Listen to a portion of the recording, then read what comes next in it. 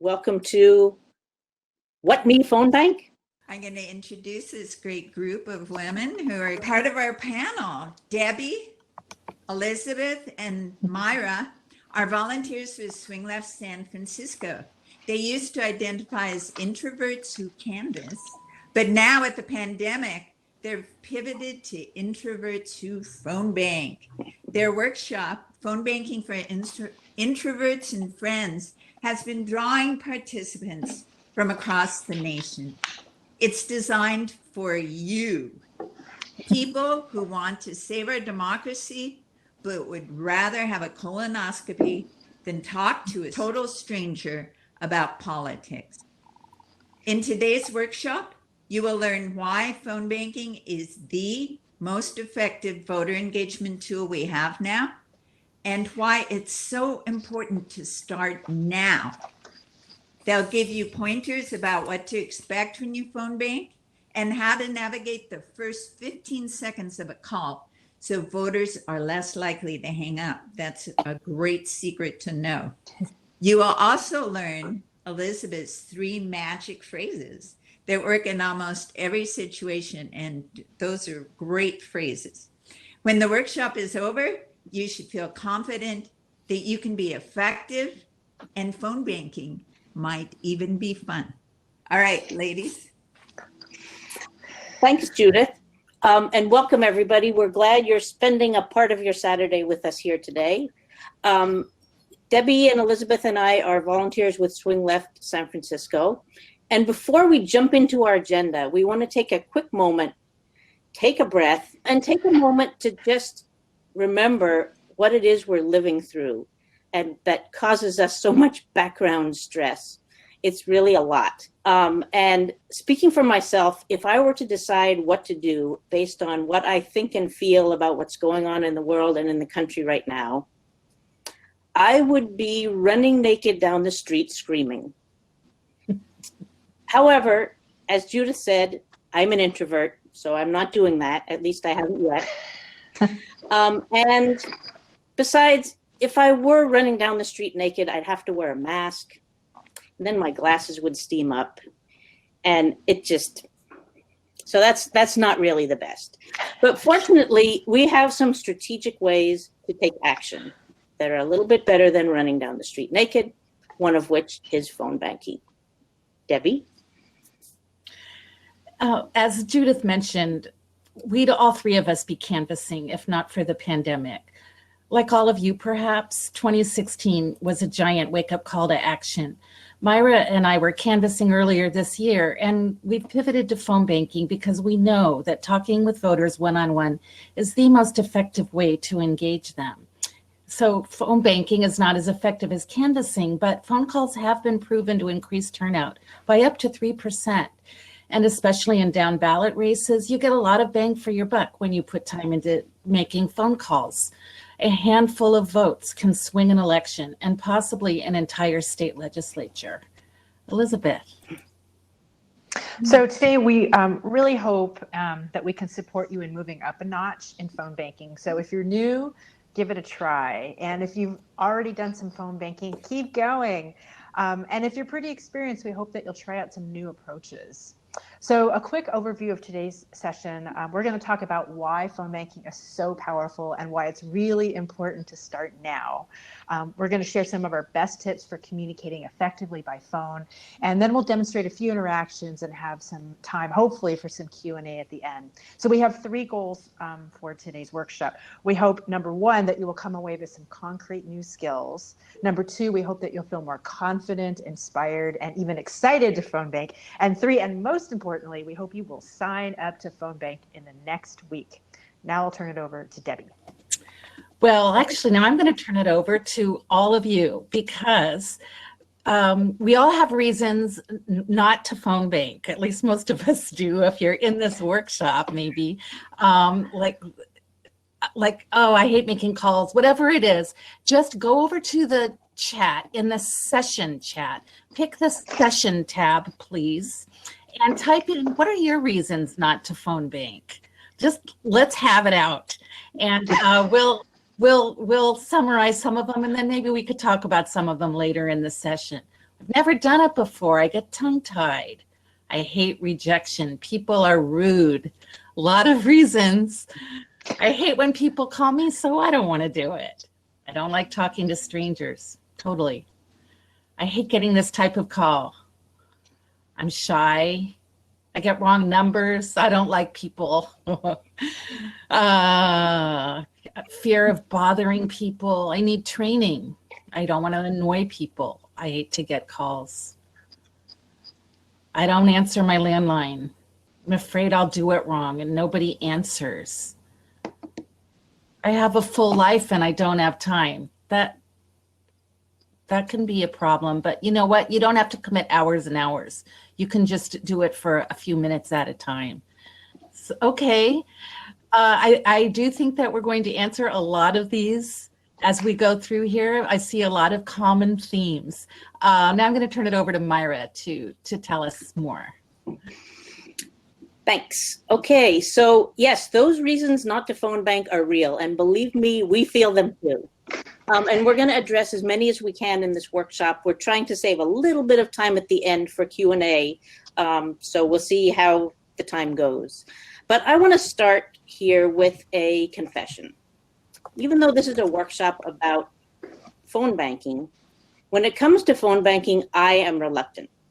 I tried phone banking a little in years past, and I failed miserably and painfully, and those memories still live with me. Remember, I'm an introvert. And yet, I know that having conversations with voters and potential voters is the most effective way to identify, persuade, and motivate them to get engaged. So that's either canvassing or phone calls. And we are not going door to door during a global pandemic, folks. So a couple of months ago, I signed up to Phone Bank. And I woke up that morning and I thought, shit, this is my day to phone bank. And then as the time got closer, I thought, is it too late to back out? And then when I logged into the Zoom call, and this is how we do phone banks now, everybody's face is on the Zoom call. I thought, oh my God, now I'm on camera committed to phone bank. And then there was a brief training and it was over. And I thought, here I go. So I made some calls. And to be honest, it really was hard. And I felt terrible. I felt like I had failed, including for hours afterwards. My friends had to talk me down. Man. But the next week, I tried again. And I made 25 calls. I spoke with 3 people. I got somebody to volunteer for the campaign. And I survived. So that was a start. And what I learned from this was 3 things. 1, no matter how much I prepare, this is what phone banking looks like for me. Take a breath, see the number on the screen, punch it in, and as it's ringing, I'm thinking, I hope they don't answer, I hope they don't answer, I hope they don't answer, with every call. Still. Number 2, I have to take time to make that day's script something that feels true to me. And we'll talk more about scripts, but you get a script every time you're phone banking. For me, I have to make sure that it doesn't sound like a sales pitch, but more like an offering. And it takes me about 20 minutes to prepare my script that day, during which time I'm thinking, but I'm supposed to be calling. But this is part of the phone banking process. The first 15 seconds of the script is especially important, both for me and the person I'm calling. For me, I need to make sure that I don't panic and forget my own name. That has not happened, but that doesn't change the fact that I'm still worried about it. And for the first 15 seconds is when the person I'm calling decides whether they're going to hang up or not. So I usually start something like this. Hi, is Jennifer available? My name is Myra and I'm a volunteer. I'm not calling to ask you for money or sell you anything. I'm calling with the Josh Harder for Congress campaign.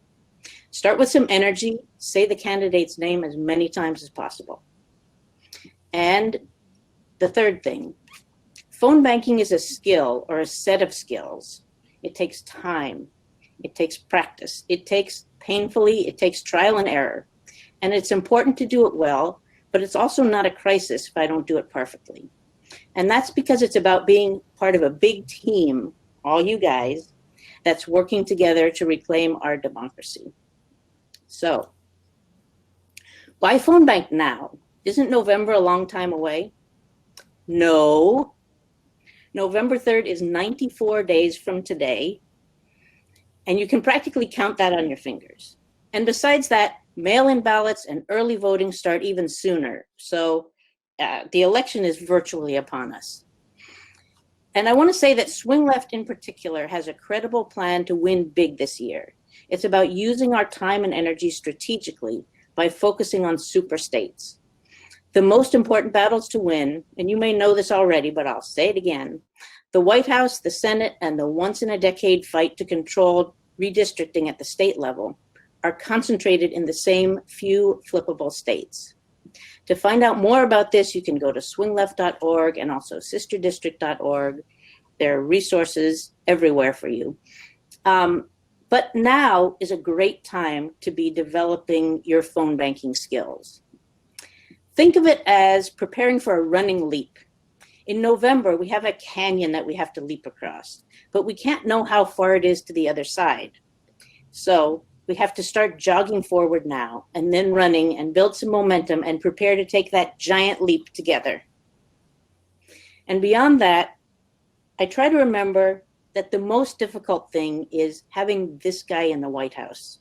And beyond that, sure, I can make a few. Debbie? I have the impression from the comments that there's a lot of people here who have phone banked, and then there's a lot of people who haven't. So now I'm going to talk about what you need to do, what you need to phone bank, and what to expect when you're phone banking. You basically need two things. First, you need a computer, a laptop or desktop, as well as the phone you're going to use to make the calls. You can use a tablet, but it's sometimes a little glitchy working with the phone bank programs. If you're used to going from window to window with your tablet, you should be okay, because that's what you'll be doing in a virtual phone bank. And a headset with a microphone for your phone can be really helpful to help you concentrate. Some people like to have it, but it's not necessary. Phone banking is probably not as hard as you might imagine if you've never done it before. For one thing, all the groups that phone bank will do a training beforehand. They'll tell you about the lists of people you'll be calling, where the lists come from, and what you're going to ask them. And in fact, prepare yourself for a lot of logistics for the first half an hour or even an hour of the phone bank. You'll be directed to a special website, and they'll show you how to create an account and sign in. Once you've done it a few times, you can skip the preliminaries and get right to making your calls. So once you're making calls, the computer program will provide information about each voter on the screen. You'll see their name, usually their age, their gender, if they say one, their party affiliation, if they have one in most states, their address, their county, their polling place. All this information comes from voter rolls, and it's public information. Once you're making the calls, you take it at your own pace. There will always be someone back in the virtual phone bank main room that you can ask questions to. And when you're making calls, this came up in the comments, people didn't want to use their own number, and some people prefer not to. And in fact, it's actually proven to get a better response rate if you use an area code or that's at or near the place that you're calling.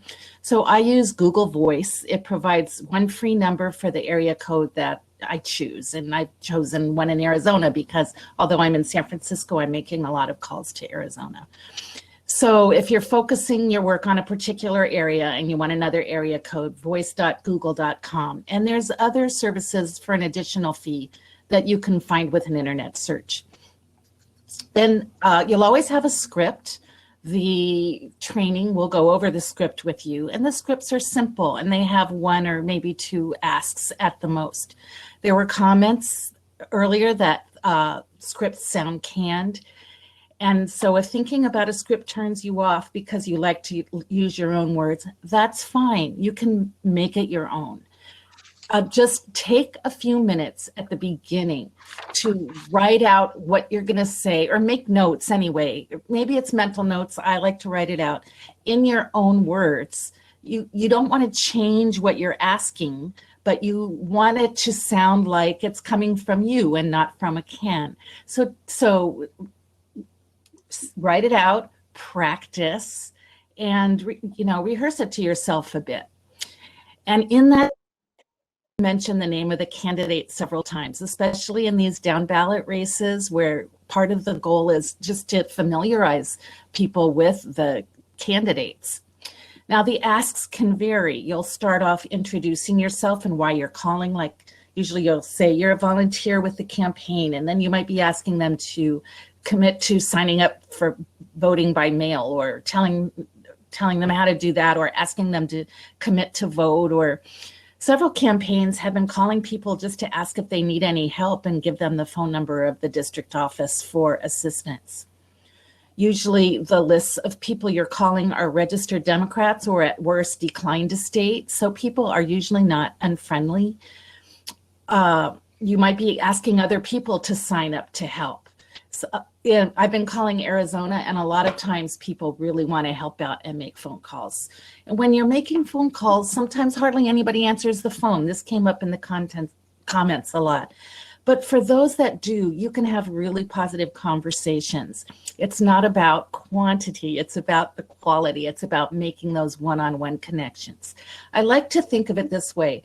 I'm not trying to get something from people. I'm offering something valuable to voters, whether it's how to get registered to vote by mail, information about this great candidate that stands for the same things that they do. You're making an offer. People ask about leaving messages. We don't usually leave messages, but the training will tell you. And it depends on the campaign and the timing, because the important thing is to talk one-on-one and have a positive conversation and get their commitments. And some said, oh, that there's rude people. If somebody tells you they'd never vote for a Democrat, or they start spouting Republican talking points, we don't engage. Just thank them, wish them a nice day, and move on to the next person on the list. You'll never have to talk to that person again. Also, several people express concern about not knowing enough about the candidate. In the training, you'll usually get some facts about the candidate, but if somebody asks you a question you don't know, that's okay. You can offer them the website or offer to send them the information by text or whatever. If you're working for a particular candidate or place, my best advice is to sign up on their email list, and they'll send you updates. They'll ask you for money too. But for me, this is easier to retain and remember than looking at a website. Again, don't be discouraged about hangups. A return rate of 10% is really great, but 1 or 2 successful conversations is 2 people that you might have turned into voters for your candidate. And if you can only make phone calls for an hour, don't feel bad. An hour is great. Every minute that we spend reaching out to voters goes in the plus column. If they only speak Spanish or another language and you can't speak that language, it's okay, because the program on the screen will give you a way to mark that, and someone else will call them back. Or if you can speak a little of that language, sometimes there's classes and workshops for that. For instance, my co-presenter Elizabeth teaches Spanish for phone banking, and she can tell you where to sign up. So just like when I was canvassing, I found that the folks that I've been calling are free-thinking and smart, passionate Democrats and independents who are eager to get local control back and take control of their state and their country. And more people are answering their phones now that so many are stuck at home. So phone banking for me has been really worthwhile, and I think you'll find it the same. Elizabeth. So I try to approach phone banking like the Japanese tea ceremony. I was actually fortunate enough to attend one of those in Japan about 10 years ago. And they have a saying that very roughly translates into one time, one meeting. In other words, we may only meet once in this lifetime, so let's make the most of it. I try to be present and to slow down. I try to bring beginner's mind to every conversation that I have with a voter. And I think the most important thing is I really strive to engage in conversations that are relational and not transactional. I know people have mentioned in the chat worrying about not knowing all the answers or not being an expert on the candidates' positions on water policy or immigration. And I understand that. I relate to that. I do some, research. I try to look at their website ahead of time, and usually there's like a one-pager that the phone bank distributes at the beginning during the training. But my experience is that it is much more important to be a good listener than a great talker. There is such a deep hunger to be heard, especially right now in these difficult times. So my approach includes 4 things. First, I try to ask what is most important to the voter. And the second thing is I try to listen attentively to what they say. The third is I try to reflect back in my own words what I hear from them. And the fourth thing is I try to offer information or resources that connects what's most important to them to something that the candidate stands for. So again, ask, listen, reflect back, and offer. So these are 3 magic phrases that I often use, and they have never steered me wrong in talking to voters. The first one is, if you could change 2 or 3 things about the country, what would they be? Another way to say that, I know Sarah mentioned this too in the previous training, is what keeps you up at night? This goes right to the heart of what's most important to that voter. So the second phrase is, wow, that sounds really hard.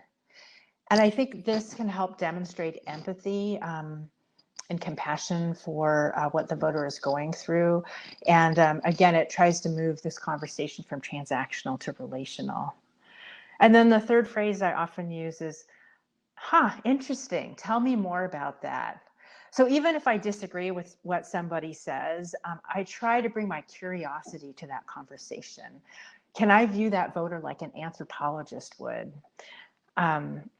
So the beauty of these phrases is that they're nonpartisan, and it doesn't matter what someone's party registration is or who they voted for in the last election. They work for almost everybody. So again, the 3 phrases are, if you could change 2 or 3 things about the country, what would they be? Or another way to say it is, what keeps you up at night? That sounds really hard. And tell me more about that. So after I say any one of these phrases, I try to count to 10 silently in my head. And I try to create some space for them to open up. My experience is that often people are kind of awkward with silence. And if you don't just immediately jump in with something, you may provide them some space to actually say more or to elaborate or to respond. And sometimes those are kind of deep questions sometimes, and it takes them a while to just think about it. So my suggestion to you is to just practice these phrases, and not even in phone banking. Try using them in conversations that you're already having with your friends, your coworkers, your neighbors, and just see what happens. And if these phrases aren't really your style, that's fine. You can adapt the wording to something that just seems authentic to you. So that's asking and listening.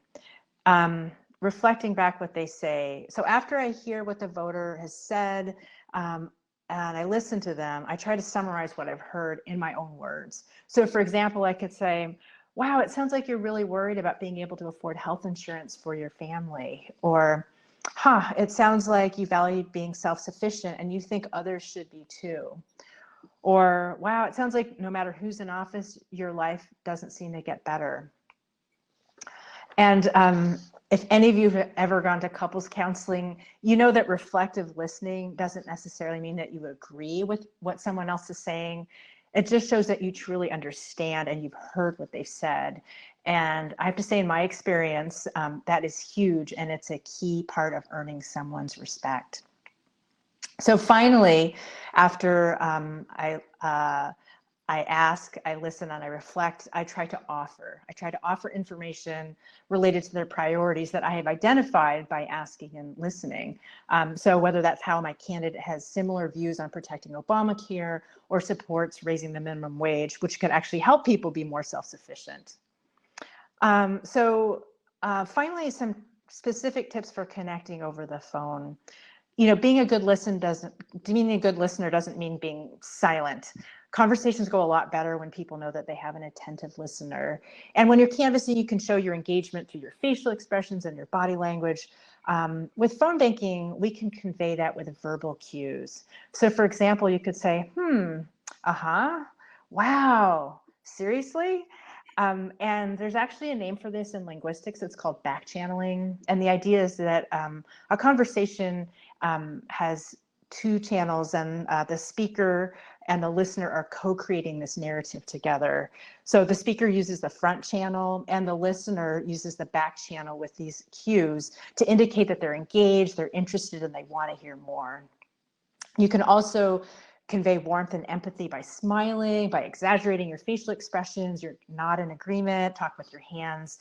And so it may seem corny because, they can't see any of this on the phone, but our body language and our words are all bundled together in a package, and we're hardwired to communicate that way. And so try smiling into the phone. People really can hear it through the phone. If appropriate, you can share a laugh with the voter. You can make a joke or maybe laugh at one of theirs. It's not always appropriate, but sometimes the occasion arises, and sharing humor can very quickly create a sense of connection and bonding with someone else. So these are all conversational levers and dials you can play with. Just experiment with a few of them and see if any of them work for you. And also, no matter how skillfully you navigate a conversation, sometimes people will hang up on you or they won't want to talk. It's okay. Try to focus on the positive interactions you have with voters, even if it's just one or two people during your shift. And finally, someone once told me, if you're not hearing no at least half the time, maybe you're not asking the right questions. We are calling for really close races that are not slam dunks, where conversations like yours and mine can make all the difference. So congratulations on stepping up to do this critical work. And now I'll pass the mic to Debby. People are asking for examples, and we're going to do a little modeling for you right now. So without further ado, I'm going to call Elizabeth and try to see if she will register to vote by mail. Ring, ring, ring, ring. Da, da, da. This number has been disconnected or is no longer in service. If you think you have reached this number in error, please dial again. Okay, that happens a lot, but it's really okay. I can mark my computer program with mark this person has disconnected, and nobody will have to waste time or spend time calling that number again. You're cleaning up the voter list. Very valuable. Okay. All right. Ring, ring, ring, ring. Hello, Oh, hi. May I speak with Julie Henderson, please? that's me. Hi, Julie. My name is Elizabeth, and I'm a volunteer with the Democratic Party and TJ Cox for honey, Congress. we're Trumpers here. Oh, I see. Well, thank you so much for letting me know, and I hope you have a great day. Thanks, you too. Take care. Bye-bye. Bye-bye. All right. I'll mark them down as Republican. So just to say, Okay. that doesn't happen often with the lists, but it does happen sometimes. And it actually has happened to me canvassing that somebody said, we're Trumpers, and was very polite and wished me a nice day. So just know that's a possibility. Yeah. All right. Well, let me make another call. Ring, ring, ring, ring. Oh, hi. May I speak with Sandra Martinez, please? This is Sandra. Hi, Sandra. My name is Elizabeth, and I am a volunteer with the Felicia French and Coral Evans campaign. I'm not calling to ask for money or anything like that, but I do have two quick questions for you. First of all, Coral and Felicia asked us to find out how you and your family are doing during the pandemic. Is there anything that you need help with right now? Well, I'm fine, thanks. But actually, my daughter, I'm very worried about her. She lost her job, and she's got two kids. Wow. She lost her health insurance. She's been trying to get on Obamacare. It's a problem. Wow. I am so sorry to hear that. That sounds really, really hard. If you'd like, I could send you a link to some resources for getting signed up for health insurance right now. Would that be helpful to you? Sure, anything would help. Any help is welcome. Okay. Okay, great. And could I maybe text that to your, is this a good number to text you? I can send that to you after we finish talking. Yeah, this number will work. Okay, great. Wow. Well, gosh, I'm really sorry to hear that. The other reason it's actually related to that, I'm calling Felicia French and Coral Evans are running for state legislature. And it's really important that for them to know, like, if they're elected, what are the first one or two things that you would want them to change? Well, for one thing, they really need to fix healthcare in this country. Like I was Yeah. saying, it's been so hard for my daughter to sign her kids up, kid for Obamacare. It just doesn't make sense. And in our rural district, there's not very many doctors. We have to drive so far to find a hospital. It's just really a problem. Yeah. Yeah, it's really tough.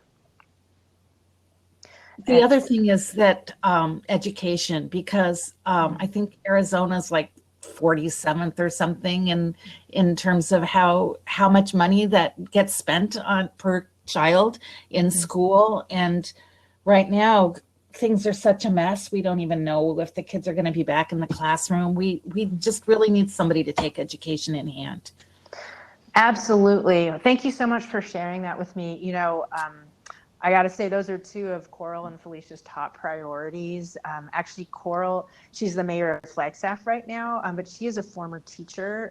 So I know that this is a key issue for her, making sure that we fully fund our public schools. And Felicia, who's running for state senate, is actually a nurse.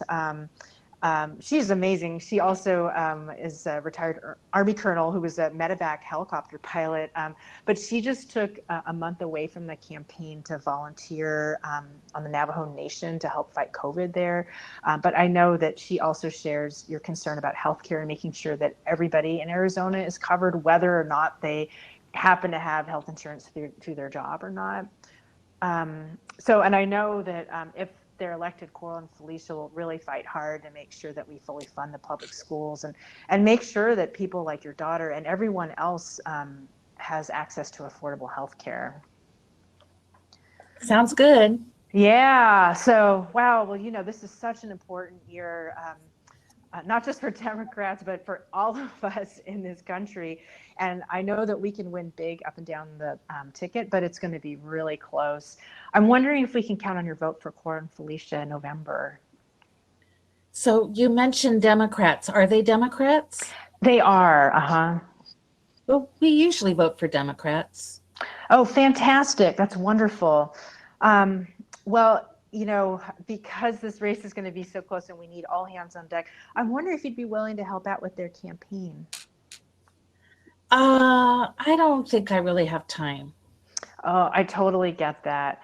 Well, I'm wondering if you'd like, maybe I could share their websites, and if you'd like to look more at their campaign positions, or you could maybe share that with your friends and family who might not have heard of Coral and Felicia. That would be one way to kind of get the word out.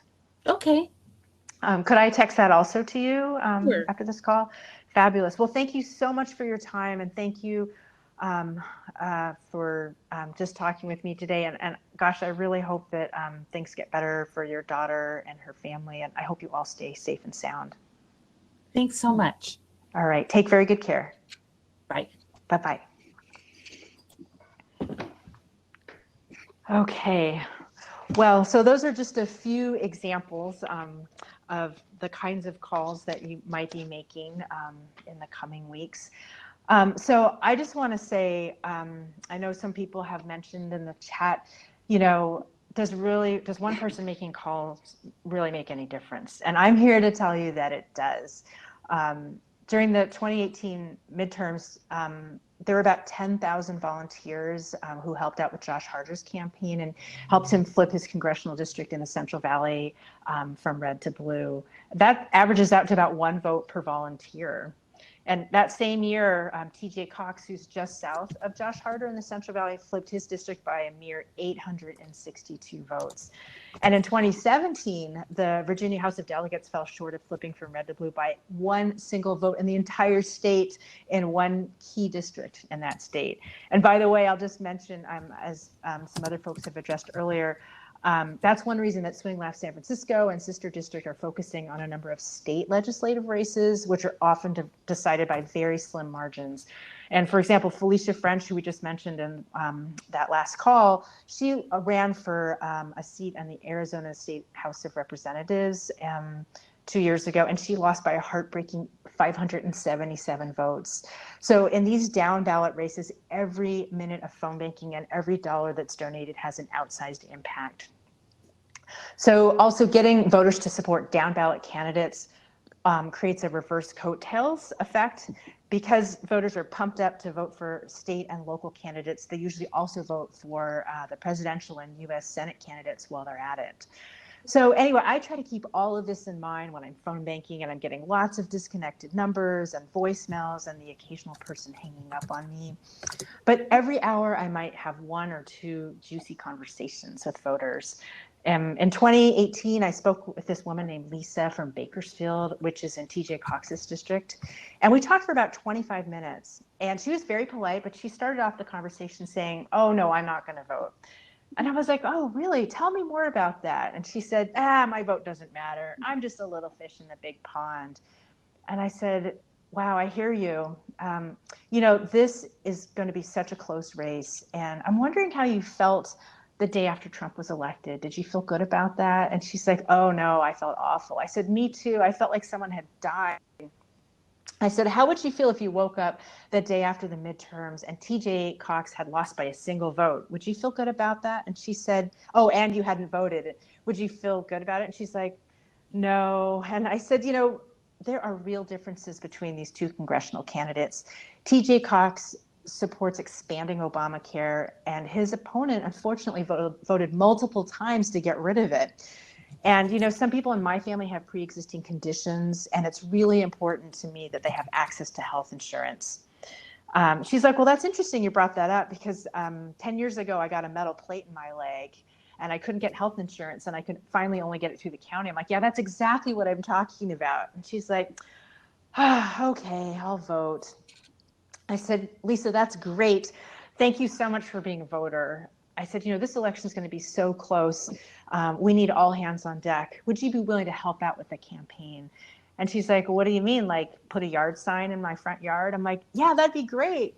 She's like, "Okay, yeah, I can do that." So I put her down on the computer, yard sign. And I was like, "Lisa, wow, this election could be decided by just like a dozen votes. We really need all of us working together to put TJ Cox over the top. Would you be willing to help out with that? Like just making calls, talking to people in the community, just like I'm talking to you right now." And she's like, "Well, I don't know. I need to think about that." I said, "Could I put you down as a maybe?" And she's like, "Okay." So I put her down as a maybe. So I just want to say that in 25 minutes, Lisa went from, "Oh, I'm not voting," to agreeing to vote, to accepting a yard sign, and to even consider volunteering.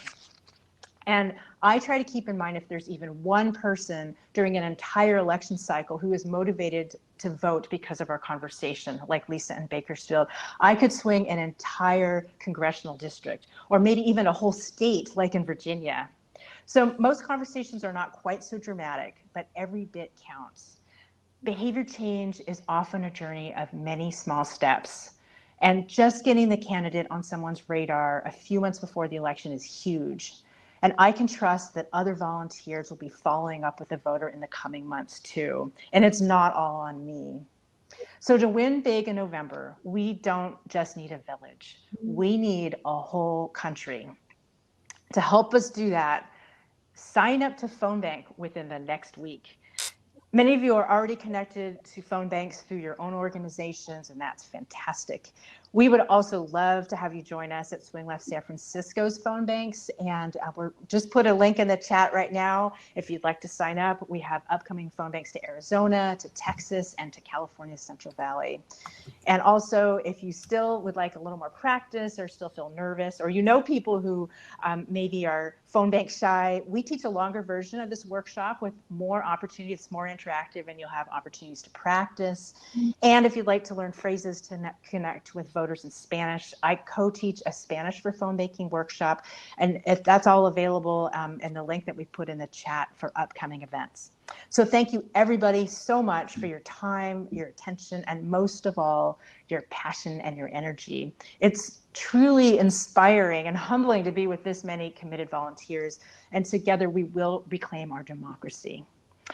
So I think we may have time for just a few questions, and I'm going to turn it over to Myra. Glad everybody is enjoying this. We're really glad that this is going to help you take the next step and give it a try. Be kind to yourselves, lower your expectations, and every once in a while you really get to talk to a person who wants to talk, and it's all worth it for that. It really is. There was one question about what do you say to people if they say I want to do my own research.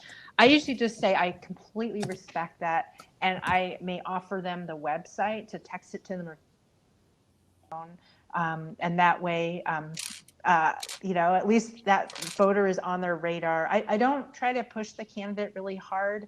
I just like to, again, instead of asking, I'm offering something to them. Yeah, and I like to say to people, please look at this information. We hope to earn your vote. There was a question about what do I say to people who don't want a phone bank? I mean, you might want to send them our tips or even a recording of this session if you think that it's helpful. Or we do teach a longer version of this where people have a chance to practice themselves. Let's give a hand to Elizabeth, Myra, and Debbie. Gosh, that was so informative. We really loved it. Thank you so very much. And whoops. That was my alarm to get back on again. Thanks for all of you who participated in track 1. Those of you who are new to phone banking, new to voter reg, we really hope that you have been inspired to get engaged. We hope that we prepared you and you can contact your local grassroots organization. As Barack Obama said, whatever you're doing, it's not enough. So do more. We are trying to save our democracy. Thanks, everyone. Thank you. Thanks. Take care.